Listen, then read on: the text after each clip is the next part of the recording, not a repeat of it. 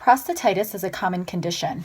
It is estimated to affect up to 30% of men in their lifetime, and it is associated with the two key features of inflammation as well as infection.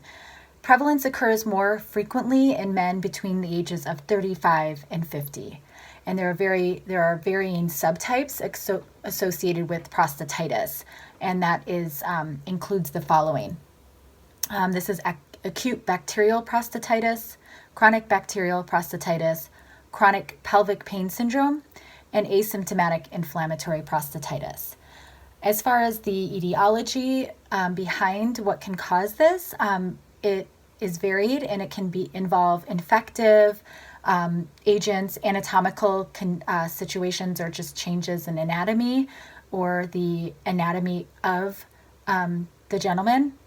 It can be immunological or psychological factors, all contribute.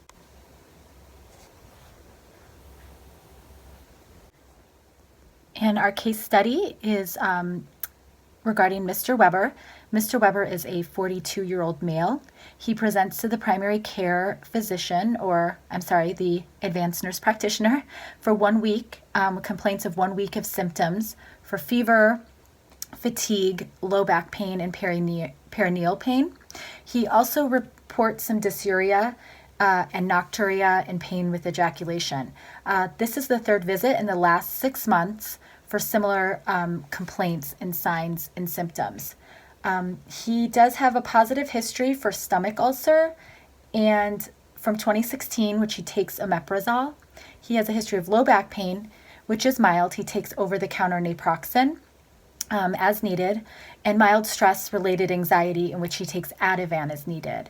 The patient does have a positive history of smoking. He did recently quit last year in 2018, but he has a 15-year PAC history.